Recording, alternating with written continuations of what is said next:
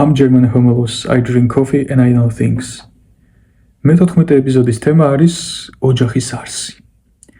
როგორ დაიწყო კაცობრიობის არსებობა?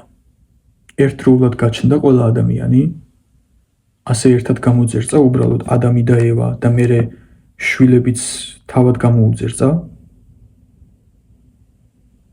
უნდა ვიცოდეთ, რომ უმიზეზოდ არაფერი ხდება. როგორ დაიწყო ყველაფერი? ღმერთი ქმნის ადამიანს თავის მსგავსად და ქმნის ადამს. გამოძერწა მიწისგან ადამი, ჩაბერა სული, დაასახლა ლამაზ ბაღში, ცხოველებიც არიან, საკვებიც, ლამაზი ხეებიც არის, ბუნება, ყველაფერი კარგია, მაგრამ ადამიანი მარტოა. და ადამიანი მარტოობისთვის არაა შექმნილი. იღებს ადამის ნეკნს, სიმბოლურად მის რაღაც ნაწილს,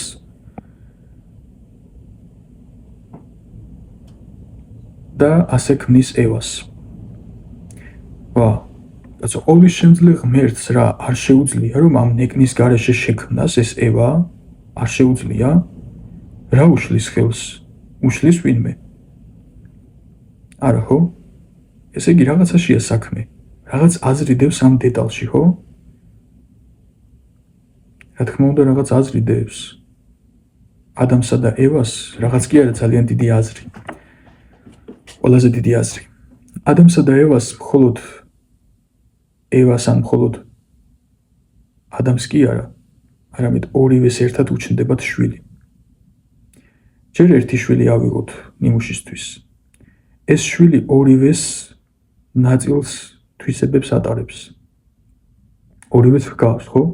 მარტო ერთის ან მარტო მეორესი ხომ არ არის? ადამის განაყოფიერებით იშვება შვილი ევასგან.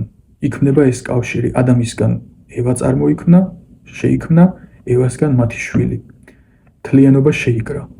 როცა ნათქვამია, რომ თავის ხატად შექმნა ღმერთმა ადამიანები, მხოლოდ გონებრივი და თავისუფლების ქონის მსგავსება, გონებრივი უნარების ქონა და თავისუფლების ქონის მსგავსება კი არ იგულისხმებოდა. არამედ კიდევ რაღაც ძალიან მნიშვნელოვანი. ახლა რასაც მოისმენთ, ვფიქრობ, გაგაკვირვებთ. რა არის ის, რაც ჩვენს ადამიანურ ტვინს შეუძლია იცოდეს წმინდა სამებაზე? რომ არის ღმერთი, რომელსაც სამი სახე აქვს, მამა, სულიწმინდა და ძე. როგორ მოიხსენიება სულიწმინდა უფალი, რომელი მამისაგან გამოვალს? ესე იგი, სულიწმინდა გამოეყოფა მამას, როგორც ევა გამოეყოფა ადამს. და გავიხსენოთ, როგორ იბადება ქრისტე, სულიწმინდის შეხებით ღვთისმშობელში მარიამის სხეულში ჩაისახება. ესე იგი, ფიზიკური სხეული ქრისტესი და მისი სული სულიწმინდისგან წარმოიქმნება. ხონთ ეს მარადისობაში წარმოიქმნება, სულ არსებობს, ანუ რაღაც დროის რაღაც მონაკვეთში კი არ წარმოიქმნება ქრისტეს სული და სხეული, არა, ყოველთვის არსებობს. უბრალოდ ხორციელი დაბადებით ქრისტე დროსა და სივრცეში შემოდის, მარადისობიდან შემოდის დროსა და სივრცეში. ასე რომ მამისგან გამოდის სულიწმინდა, სულიწმინდისგან ქრისტე და იქმნება ეს კავშირი. ადამის, ევასა და მათი შვილის დაბადებით შეკრული მთლიანობა და მათი მარადისობაში ცხოვრება სამოთხეში, ისე როგორც წმინდა სამება ცხოვრობს, იქ არის ღმერთის მამის თავდაპირველი იდეა, ოჯახის იდეა. რასაკვირველია, წმინდა სამებას დასაწყისი არ აქვს და ის თავად არის მარადისობა. ბევრს ეშლება ხოლმე, ანუ ქრისტე სანამ ადამიანი გახდებოდა, მანამდე არ არსებობდაო, ესე იგი დასაწყისი აქვსო, არა. სანამ ფიზიკური სამყარო შეიქმნებოდა, ანუ დროც მასთან ერთად, ქრისტე, სულიწმინდა და შემოქმედი მამა უკვე იყვნენ ერთად. წმინდა სამება ერთი მთლიანობაა, უბრალოდ ჩვენთან სიახლოვისთვის იღებს სამ სახეს.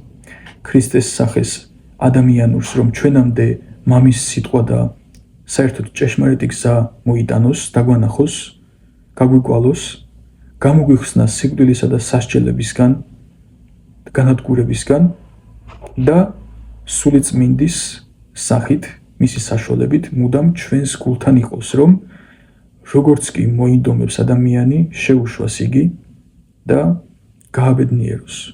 როგორი ფაქიზი და თავმდაბალია ჩვენს მიმართ. ასე რომ დიახ, ოჯახი არის წმინდა და მის მიმართ არასერიოზული დამოკიდებულება ძიმეცოდვაა. ოჯახი არის მხოლოდ კაცის, ქალის და მათი შვილების ერთობა. სხვანაირი გადაკეთება და შეცვლა ოჯახის იდეისა არის ამპარტავნება და ბოროტება. კაცი და ქალი, ქმარი და ცოლი, დედ, მამა და შვილი ერთმანეთთან ახლოს უნდა იყვნენ და ერთმანეთი განუზომლად უნდა უყვარდეთ. უნდა ახსოვდეთ ოჯახის იდეის მიღმა რამხელა სიწმინდის მნიშვნელობა დგას.